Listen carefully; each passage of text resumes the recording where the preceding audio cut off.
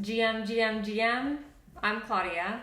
And I'm Vanessa, and we're Web3 for Basic Bitches. Your ultimate guide to all things Web3. We're going to be talking about blockchain, NFTs, DAOs, DeFi. We can't cover DeFi until we cover a little bit of TradFi. Why were we excited about this project, Web3 for Basic Bitches? Why I was really excited to start this project was because I wanted a place where I could reference a lot of my friends that are interested in Web3, but they just don't really know where to start. And I really enjoy explaining these things. So I figured it would be kind of cool to catalog everything, and I could just have a place where I can just send videos to my friends if they're interested in learning about specific topics, while at the same time learning about these topics in a much more defined way. What about you, Claudia? What got you stoked about wanting to start Web3 for Basic Bitches? What got me excited was I come from a non-technical background. I was a nurse for 6 years and just left recently, maybe 3 months ago. I was crypto pilled, and when I was looking for information when I first started learning about Web3, I felt like a lot of the beginner videos and content out there were more intermediate. I didn't feel like it actually gave a good foundation. I'm really excited to bring on some more of my non-technical basic bitches into the space. What's a basic bitch? Who's a basic bee? So a basic bitch is really just anyone who does anything because it's cool. I got a nose ring when I turned 27 because I wanted to prove to myself that I was so cool and I could do really cool things like get a nose piercing. Claudia, what about you? What's your basic thing? My basic thing is that I'm wearing a crew neck sweatshirt for the Phoenix Suns, and I don't know anything about basketball. Please, if you're a basic bitch, you're a basic bitch. And yeah, I'm basic as fuck. I'm basic as fuck. Oh, yeah, dude. I know. You drank eggnog liqueur earlier. White Claws. Our episode is going to be pretty dense. Make sure you take your time with the content. I know that tends to help me because a lot of information too fast just makes me lightheaded. Vanessa, do you want to go over our objectives? Hell yeah, I'll go over objectives. We're going to learn about what the fuck is fiat, monetary policy, fractional reserve lending, the basics of cryptocurrency, what it is, and why we're so excited about it. Let's get into it. What the fuck is fiat? So, Claudia, what the fuck is fiat? It's a car. It is a car, but it's not just a car. No, it's not just a car. This is for you, Aaron. We're going to explain to you what fiat really is. Also, what's going to happen is Claudia and I are going to have a very pre-rehearsed conversation. If you see this really awkward, keep watching our videos every week and see just how much we improve. So, fiat. Fiat is... Yeah, so tell me, what is fiat currency? Fiat currency is not backed by a physical commodity. A physical commodity. Please explain to me what a physical commodity is. A physical commodity, commodity, is a public good, something that can be traded, like gold, silver, oil, wheat. Spices. And physical... something that's tangible that you can put in your hands and actually touch. Okay, so fiat currency is not backed by these things that you just mentioned. So how does fiat currency have value?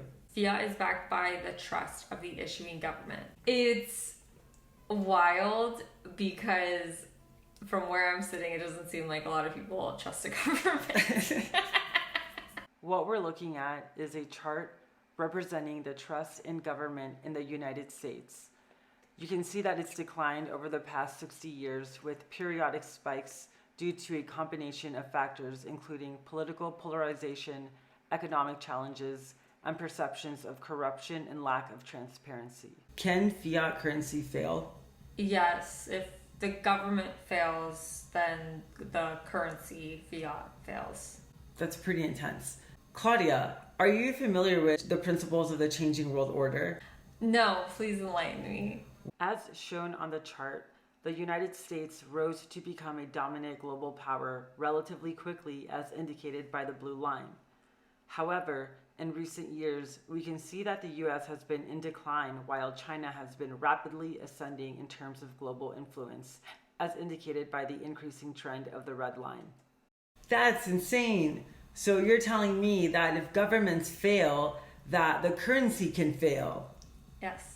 Like, hypothetical, do you think it's possible to actually think that the US could fail? Hypothetical, yes. The nation state is probably not going to make it. Eventually. Hypothetically. It's possible. Very possible. So it's just something to think about. And I know that's kind of scary because we've grown up in a world where we've lived in a country where it's been the number one. The idea that we're not going to be number one for probably in our lifetime again is kind of freaky. So that's why we have to understand the way these new technologies are working. We need to be able to understand decentralized networks much better. Web3 is built on decentralization. Tell me, Claudia, have we always had fiat currency? What's the deal? I remember we used to be able to trade dollars for gold. You remember that? In 1971, that's when it was changed. We used to have a gold standard, which meant that the dollar was backed by gold. So you could hold a piece of paper saying that you had X amount of gold. In 1971, Richard Nixon said, screw that, let's just split it up. The dollar is going to be valued with the trust that the people have in us, and gold is just on its own. From there, that's where our modern monetary policy came into action, and we started printing a lot of currency. Damn. All right. So that leads us into our second objective, monetary policy. So I'm going to talk a little bit about monetary policy. Monetary policy manages the supply and demand of money in the economy. But does monetary policy actually create currency? Remember back in 2020 when you could refinance your house and get an under 3% interest rate? Everybody was out borrowing money. And when you're borrowing money, you're essentially creating currency because now you're buying things with this currency. So now on the other hand, interest rates are super high. So now you're not seeing so many people going out and buying houses anymore. You're seeing the price of houses kind of stabilize a bit now. That was all thanks to monetary policy of what the Federal Reserve was doing. I feel like we've covered monetary policy. We've got a good idea of what it is. It's essentially just the policy that controls the money supply by changing the interest rate in the economy. Is there another way that currency is made? Yes, through fractional reserve lending. Fractional reserve lending refers to what the banks are allowed to do with your deposit. They only need to keep a fraction of money in reserves, and this is called vault cash. But then they can lend out the other 90%. And those people then use that money to then buy other things that they then deposit into the bank, and then the bank does the same thing with their money. And it's this cycle that just goes over and over and over again. And so this is why currency just kind of keeps getting created, and kind of why fiat currency, in a sense, has it's doomed to either not exist or just kind of continue believing the lie. So fractional reserve lending is just another way of creating more and more currency. I wish we had an alternative solution. Cryptocurrency. All right, we've made it to the last section. Congratulations. You made it to the last section. Nice job. We've made it to the last section. We've made it to the last section. This is our first time actually making it to the last section. Yeah, bravo to us. Yeah, we did the first section maybe 37 times. Yeah, let's get to it. What is cryptocurrency? All right, so cryptocurrency is digital currency that uses cryptography to make financial transactions. What is cryptography? Cryptography is a secure way to transfer messages that you can use code, you can use ciphers, and its main purpose is that the person who is able to view this message should only be the authorized person. Cool. So it makes me think cryptography is a secret code where it helps you keep your information safe and private. One of the more well-known cryptocurrencies out there is Bitcoin. Can you talk to me a little bit about Bitcoin? Bitcoin was essentially the solution or an alternative to the current system that we have today. There's a finite number of coins, right? Like, unlike the currency that we use in the US, fiat currency, the US dollar, where it continues to get printed and it continues gets devalued over time, the value of a Bitcoin can only increase because of the fact that there's a finite number of them. Where does it get its value from? Right. It gets its value from the trust in the network. So just like with fiat currency, the value from the currency of fiat is based off of the trust you have of the issuer, which is the government. In Bitcoin, you trust the network, you trust the protocol. And what's so fascinating about this is that nobody owns the protocol. So it's not this like centralized institutions control the currency. You can't have that with Bitcoin. You can't have that on blockchain. By the way, none of this is financial advice. We're just talking about the most basic things, and this is educational purposes. Let's recap cryptocurrency. Yeah.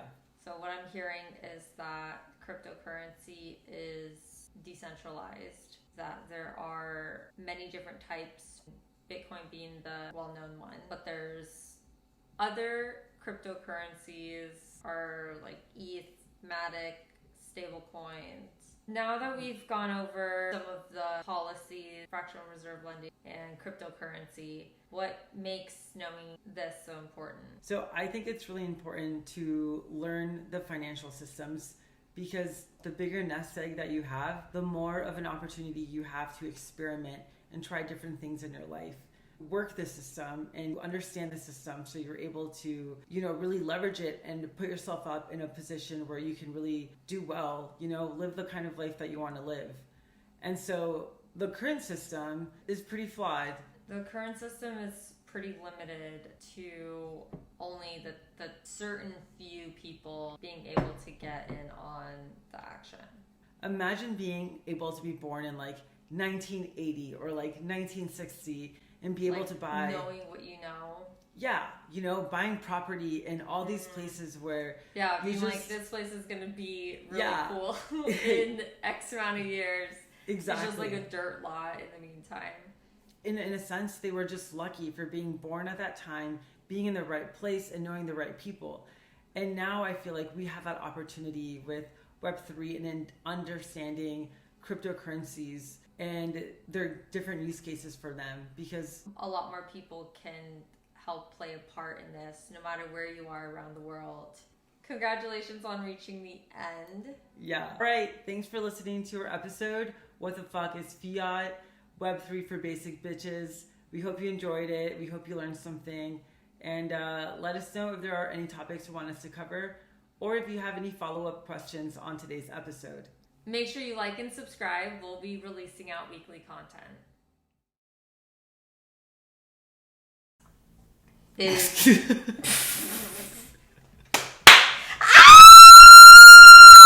Fiat currency is based off of trust. And then you're going to ask me, and then I'm going to say...